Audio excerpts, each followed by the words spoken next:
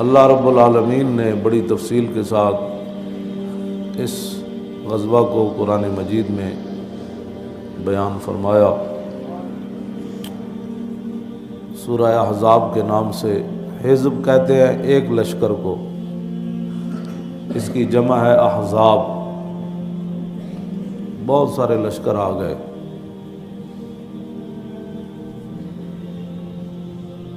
نبی علیہ الصلوۃ والسلام نے قبیلہ غطفان کے 2 سرداروں کو بلایا، عیینہ بن حصن اور حارث بن عوف کو، اور یہ بعد میں دونوں مسلمان ہو گئے تھے، لیکن اس موقع پر رسول اللہ کے مقابلے میں آئے بیٹھے تھے اور 25,000 کا لشکر لے کر مدینہ پاک کا محاصرہ انہوں نے کیا ہوا تھا۔ جب یہ دونوں آ گئے تو نبی علیہ الصلوۃ والسلام نے ان دونوں کو فرمایا، ارأیتکما ان جعلت لکم ثلث تمر المدینۃ اترجعان بمن معکما۔ حضور نے فرمایا کہ میں آپ کو مدینہ پاک کی کل جو کھجوروں کی آمدنی ہوگی اس کا 3 حصہ میں تمہیں دے دیتا ہوں، اور یہ جو تم نے محاصرہ کیا ہوا ہے ان کو لے کر تم واپس چلے جاؤ۔ فقالا، ان دونوں نے کہا کہ نہیں، توتینا نصف تمر المدینۃ، مدینہ پاک کی جتنی کھجوریں ہوں گی اس کا آپ نصف دیں تو ہم واپس چلے جائیں گے، ثلث ہمیں قبول نہیں۔ فردیا بذالک، کچھ دیر حضور کے ساتھ گفتگو کرنے کے بعد وہ دونوں راضی ہو گئے کہ ٹھیک ہے ہم ثلث کھجور لے لیتے ہیں، ہمارا معاہدہ ہو گیا تو ہم چلے جاتے ہیں اپنا لشکر لے کر۔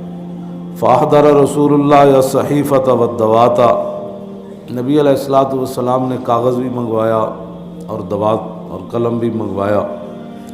واحضر عثمان بن عفان، اور حضرت عثمان غنی کو بلایا کہ آپ اپنے ہاتھ سے یہ دستاویز لکھیں۔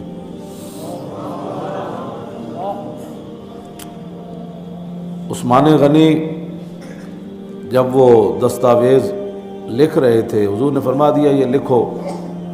فاقبل اسید بن حضیر الی رسول اللہ ومعہ الرمح، جب یہ معاہدہ لکھا جا چکا تو اس دوران حضرت اسید بن حضیر بھی آ گئے۔ ولا یدری بما کان من الکلام، انہیں نہیں پتہ تھا کہ نبی علیہ الصلوۃ والسلام کیا گفتگو فرما چکے ہیں اور کیا معاہدہ لکھا جا چکا ہے۔ فلما جاء الی رسول اللہ، جب وہ حضور علیہ الصلوۃ والسلام کی بارگاہ قدس میں حاضر ہو گئے، وعیینہ بن حصن ماد رجلیہ بین یدی رسول اللہ صلی اللہ تعالی علیہ وسلم، عیینہ بن حصن ایسے دونوں پاؤں حضور کے سامنے پھیلا کر بیٹھا تھا جب وہ معاہدہ لکھوا رہا تھا۔ تو حضرت اسید بن حضیر نے بغیر رسول اللہ سے پوچھے،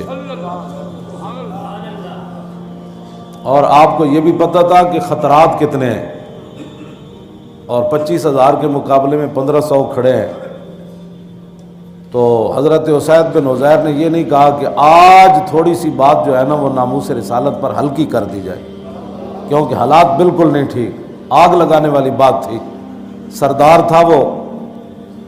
تو حضرت، میں ہمیشہ یہ کہتا ہوں کہ عشق اپنے فیصلے کرنے میں خود بڑا دلیر ہے۔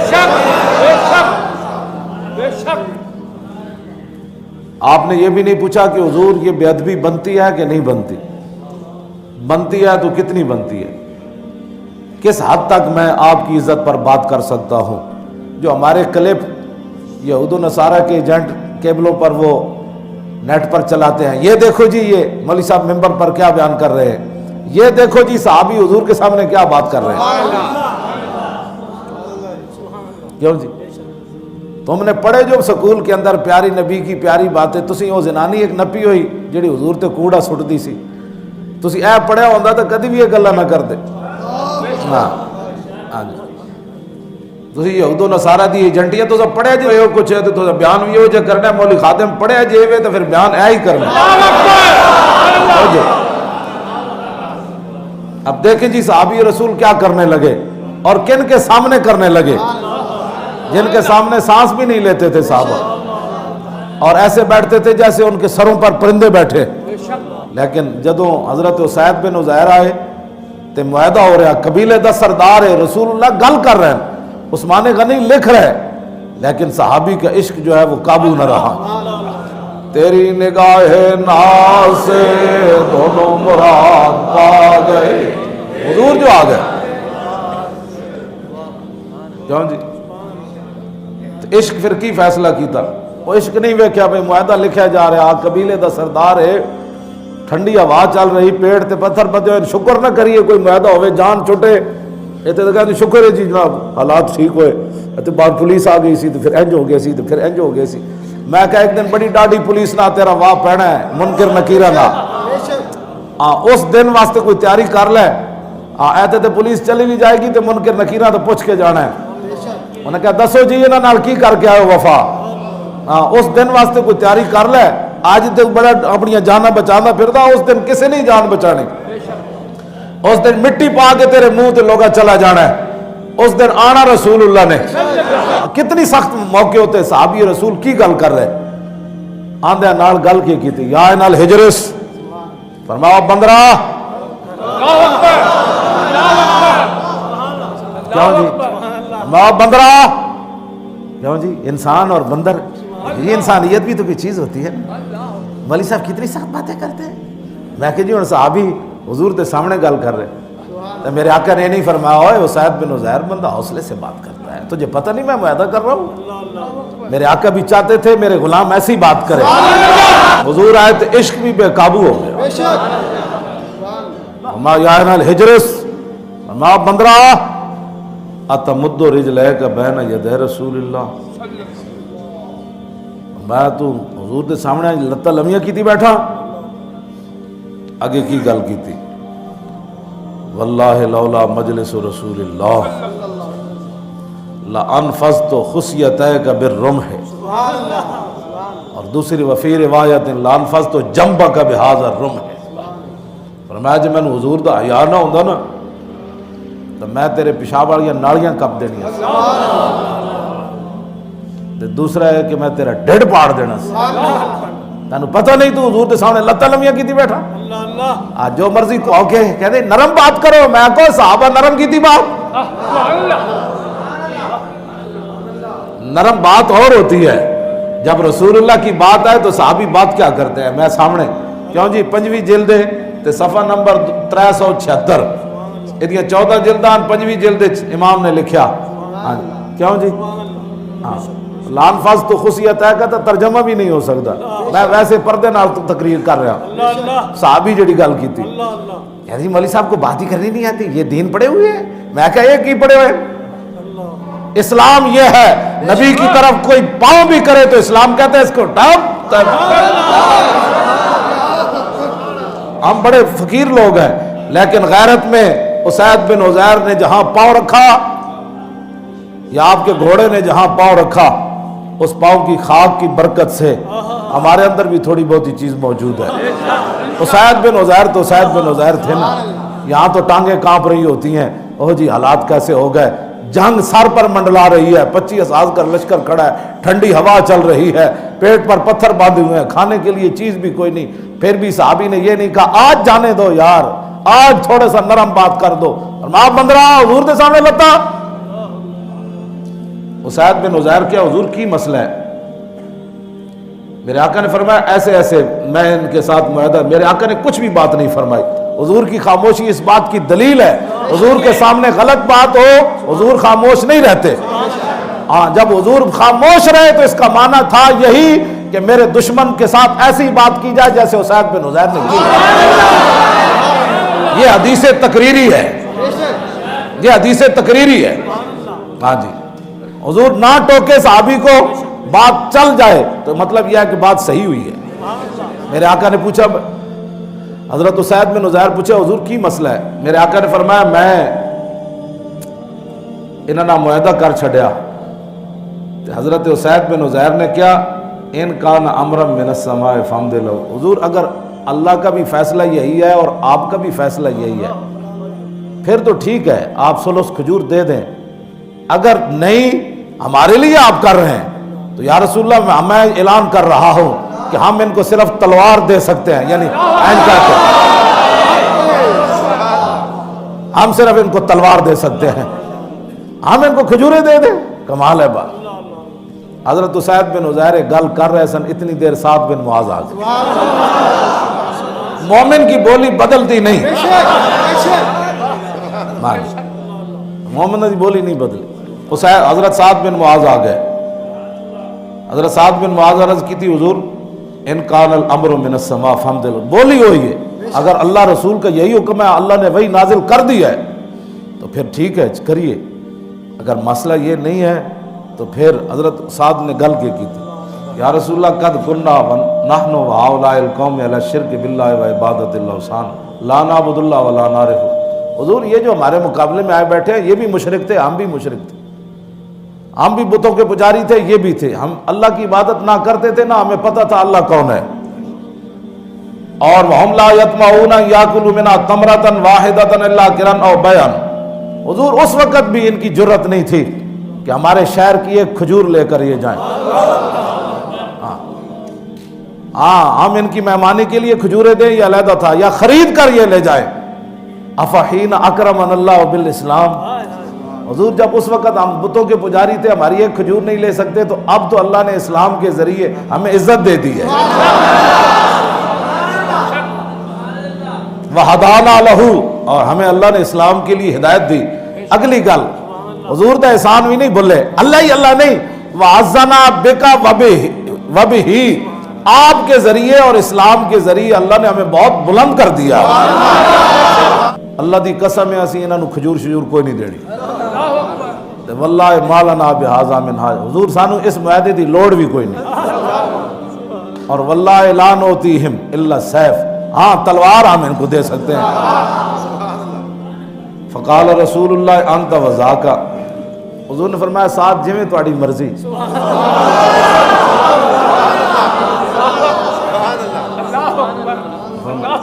میں ساتھ جویں تہاڈی مرضی۔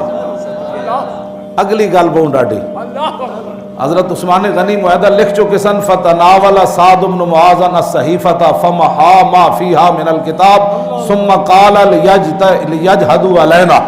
سعد بن معاذ عثمان غنی کو کاغذ پکڑیا تو ان کا قلم پھیر دیتا، فرمایا اینج کر کے ختم۔ پھر انہوں نے کیا دوویں سرداراں نو اٹھو جاؤ جا کے کرنا نے کر لو، چلو۔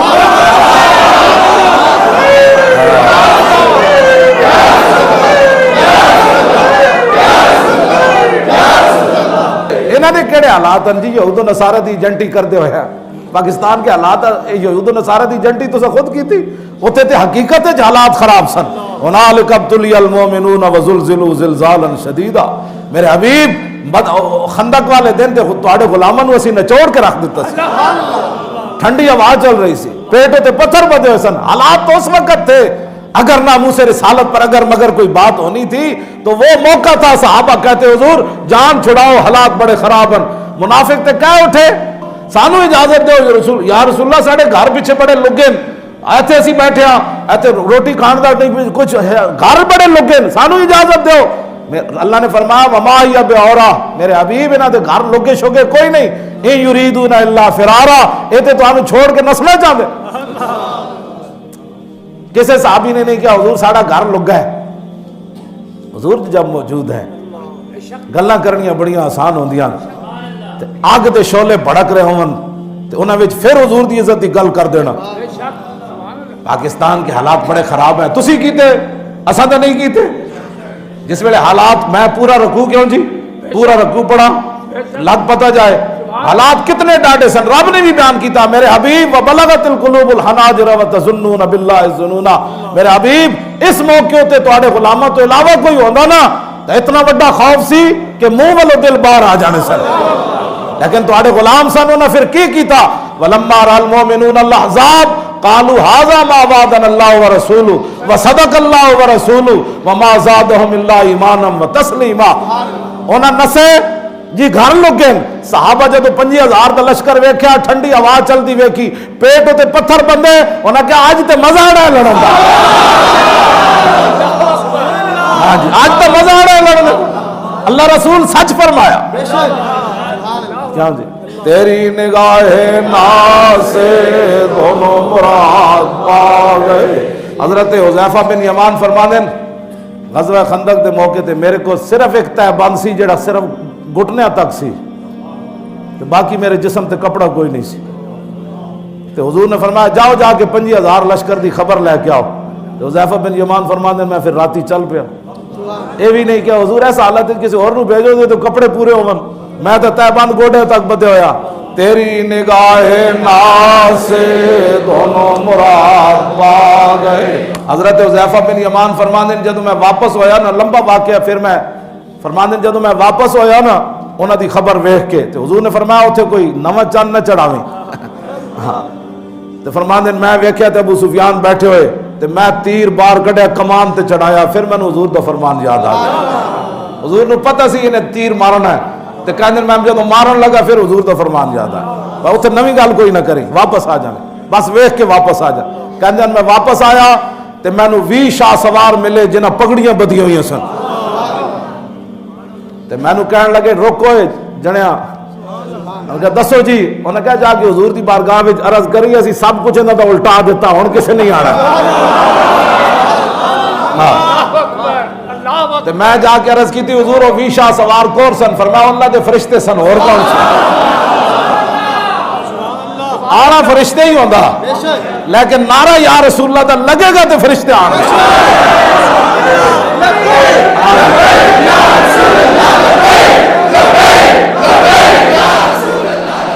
اس واسطے اٹھو اے لبیک دا نعرہ لاؤ، جدو لبیک دا نعرہ لگ جانا ہے پھر فرشتے آ جانا ہے۔ جیڑا بندہ پلیتستانی کرے جی یہ کیا نعرہ لگا رہے ہو، انہوں نے کہا پترا یہی نعرہ لگنا ہے، ہاں جی یہی نعرہ لگنا ہے، ہاں یہی نعرہ لگنا ہے تو فرشتے بدر وچ بھی آ گئے، احد وچ بھی آ گئے، خندق وچ بھی آ گئے، حنین وچ بھی آ گئے۔ تیری نگاہ ناز سے دونوں مراد پا گئے، عقل غیاب و جستجو عشق حضور و اضطراب۔